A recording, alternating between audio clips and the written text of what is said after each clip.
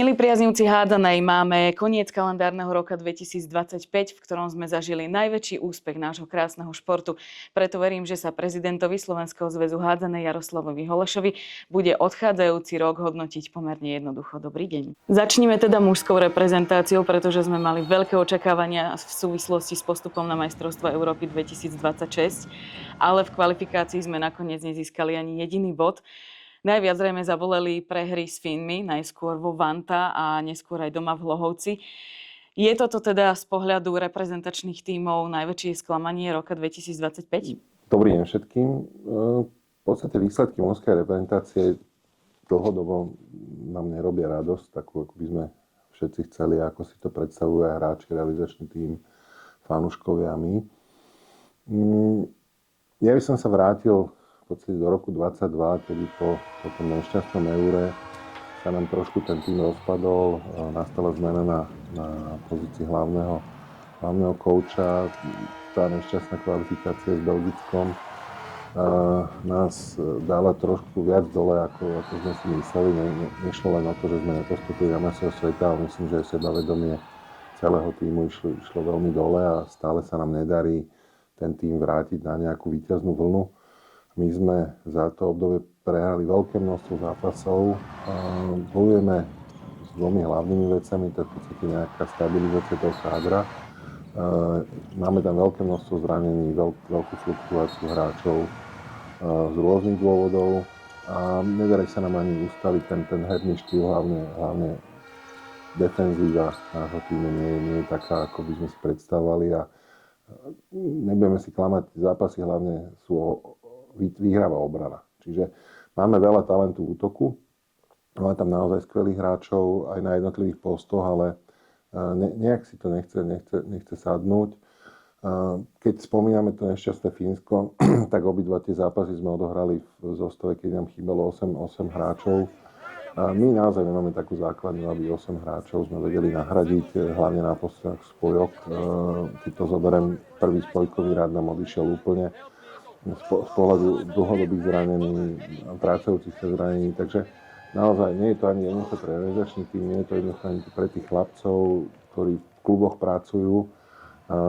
Tie zranenia sa stále vracajú a navyše, keď ten tým nevyhráva, tak tá motivácia sa trošku stráca. Ale je to šport, vždycky sa ten tým, alebo ten vývoj toho týmu je v takých sinusoidách, tak veríme, že ten rok 26 bude ten rokom, kedy sa to konečne prelomí a ten mužský tím začne vstúpať. Aj výkonnostne hlavne.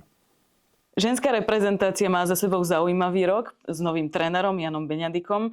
Rozbeh bol náročný, ale tá koncoročná bilancia 11 zápasov, 4 víťazstvá a najviac zrejme potešilo to nedávne nad účastníčkami Parížskej olympiády Slovínkami.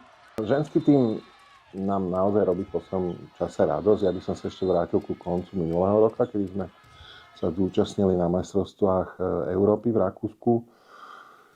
Tie výsledky neboli dobré, ale zase je treba povedať, že ten tým je veľmi mladý. Tam oni trošku už prekonali to, čo som spomínal v mužskom týme, že tá prestavba už je trošku ďalej.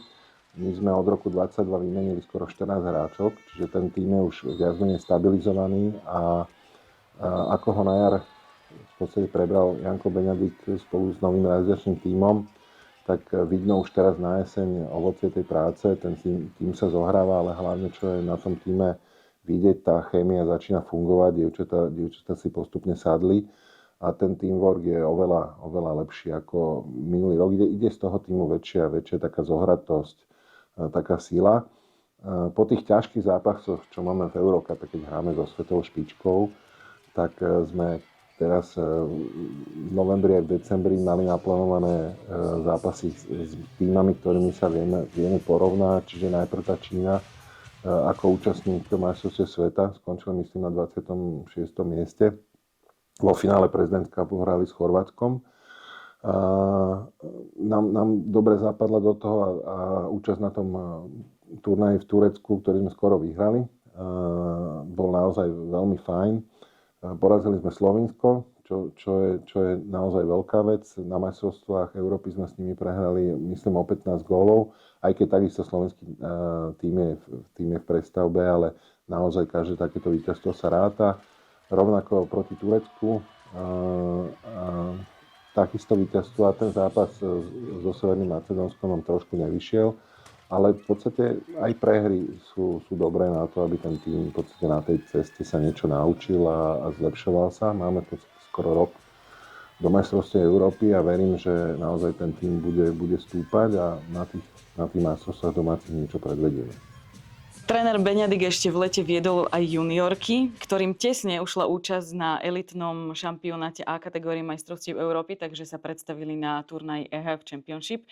Išlo to hladko, víťazstvo za víťazstvom, prehrali nakoniec až vo finále s Ukrajinkami. Ako hodnotíte tento výsledok a výkony hádzanárok, ktoré časom určite dostanú priestor aj v seniorskej reprezentácii žien a nakoniec mnohé už sú aj v tej širšej nominácii? Tak ako ste povedali, v podstate Janko Beňadik sedel na 2 stoličkách. Vedeli sme pri tom výbere za hlavného kouča seniorského tímu, že tam bude ešte povinnosť s dievčatami z juniorského tímu absolvovať v júli majstrovstvá Európy B kategórie Championship. Je to podľa mňa veľmi fajn, lebo máme tam veľa talentovaných dievčat. Ako ste už spomenuli, niektoré sú už členkami teraz širšieho kádra, niektoré tam pribudnú, lebo bavili sme sa to dlhodobo, že ja som to vždycky hovoril, čo ale vyvratili kadetky, že nikdy nebudeme vedieť postaviť tým, ktorý by mohol niečo veľkého dokázať v mládežníckej kategórii v tom dvojročníku, keďže máme malú základňu, ale zázraky sa dejú. Čiže pre nás tá mládežnícka reprezentácia je dôležitá hlavne z toho dôvodu, že tam máme vždycky niekoľko veľmi talentovaných jedincov, ktoré by sme radi posunuli do tej vyššej reprezentácie. To je príklad tejto juniorskej reprezentácie. Naozaj veľmi zaujímavé dievčatá, ktoré sme veľmi radi, že mohli absolvovať tento turnaj v Gruzínsku. Čo aj dobrá skúsenosť, ďaleká krajina, cestovanie, veľa zápasov fyzicky náročných. To finále rovnako si myslím, že už sme viac fyzicky ako kvalitatívne. Čiže treba to rátať medzi úspešné ukončenie tej juniorskej kariéry a tešíme sa na to, že dievčatá dostanú príležitosť pri ženskom tíme. Sú súčasťou nášho nového projektu, ktorý sme vytvorili spolu so Slovenským olympijským športovým výborom, to je Generácia Olymp, kde v podstate máme zaradené kadetky, juniorky a ženy, ktoré by sme radi dostali na čo najvyššiu úroveň.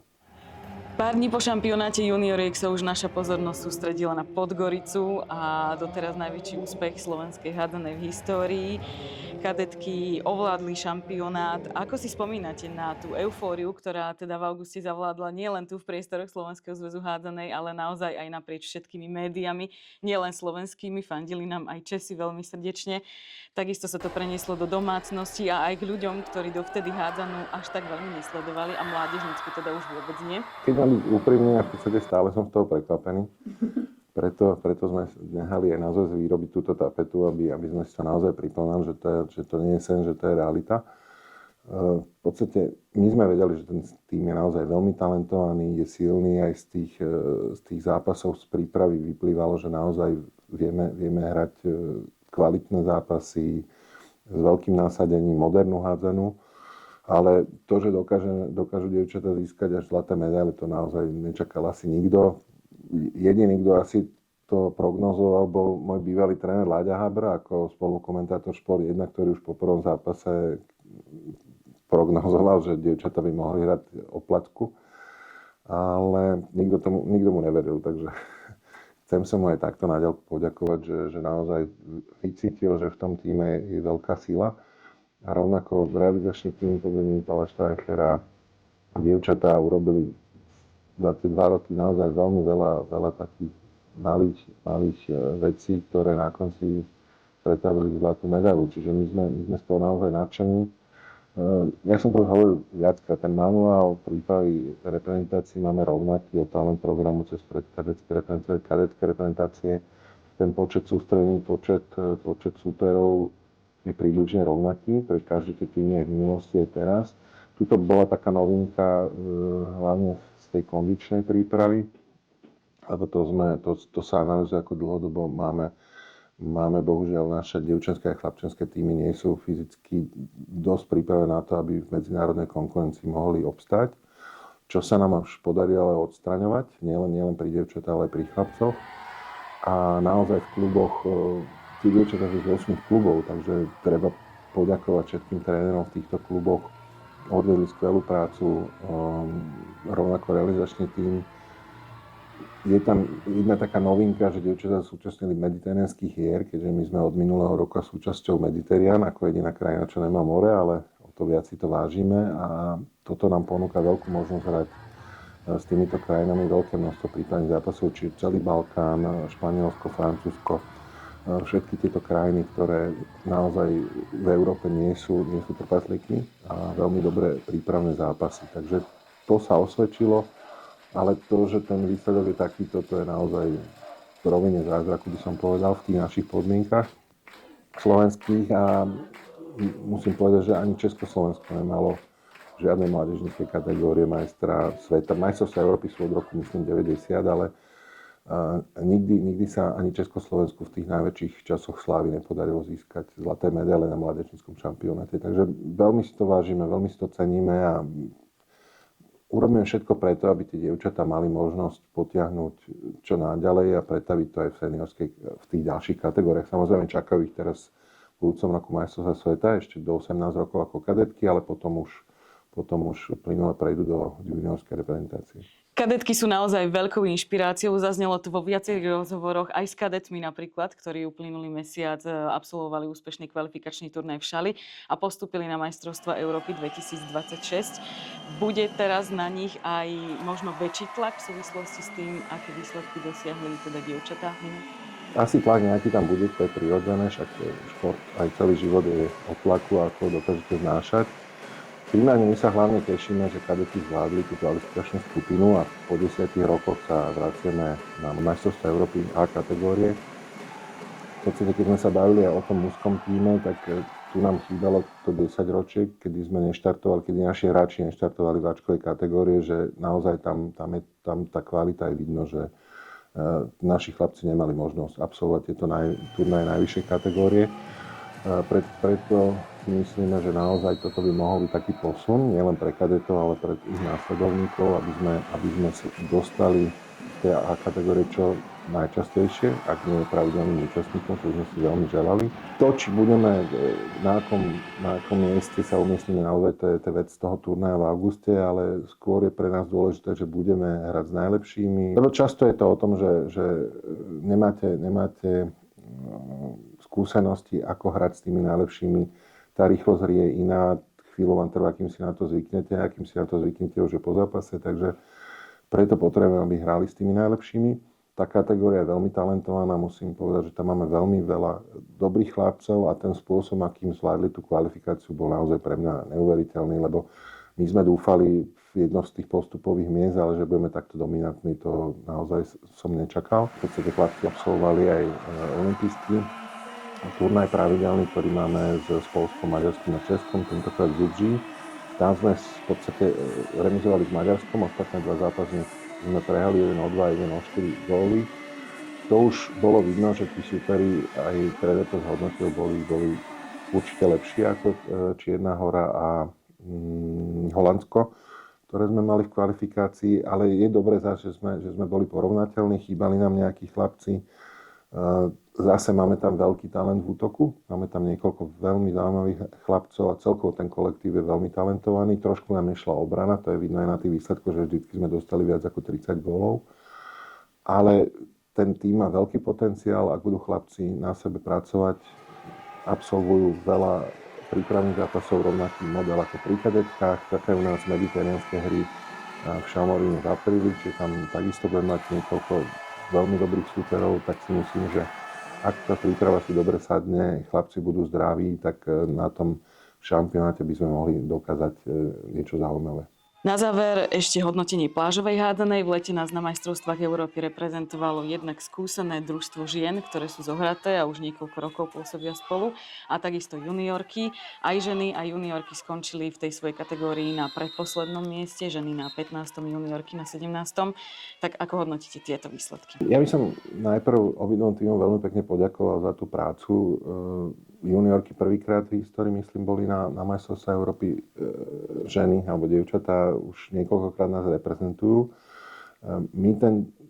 Treba povedať, že ten tým je u nás bohužiaľ v takom na poslednom mieste z tých reprezentácií, aj z ekonomických dôvodov, aj z tých dôvodov, že tá sezóna plážovej hádzanej na Slovensku netrvá až tak dlho.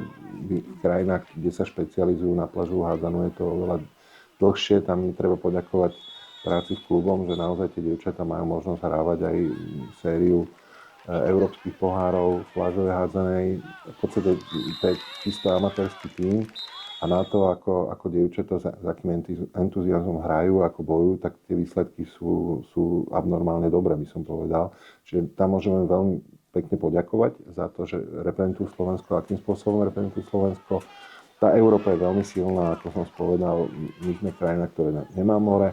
Primárne tie týmy sú fakt špecializované. Keď zoberieme ešte Maďarsko, ďalšia krajina síce nemá more, ale naozaj plážová hádzaná je tam veľmi rozvinutá oproti tej našej. Takže my sme tam takí, by som povedal, nováčikovia. Zatiaľ tá plážová hádzaná u nás je to skoro hobby, ale mala by sa stať olympijským športom. Čiže tá vážnosť plážovej hádzanej stále rastie. Tak pokúsime sa aj my trošku viac podporiť tento šport aj v našom zväze a vytvoriť dievčatám a tým realizačným tímom lepšie podmienky. Ale myslím si, že na to, v akých podmienkach sme boli a akých súperov sme mali aj v tej skupine, lebo ženy naozaj mali veľmi ťažkú skupinu, tak ten výsledok je úplne v poriadku a je fajn.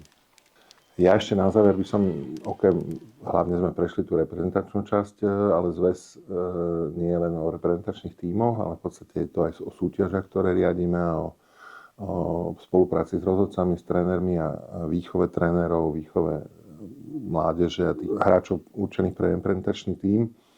Čiže ja by som sa veľmi rád poďakoval všetkým klubom, trénerom, rozhodcom, funkcionárom za tú celoročnú prácu, ktorú robia.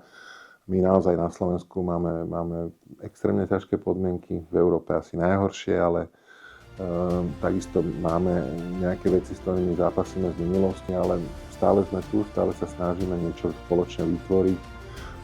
Aj tie kadetky sú príkladom, že naozaj aj v našich podmienkach vieme vychovať skvelých hráčov, vieme pripraviť tým na úrovni, ktorý dokáže bojovať s tými najlepšími. Takže ešte raz veľká vďaka. Tešíme sa na tú spoluprácu ďalej.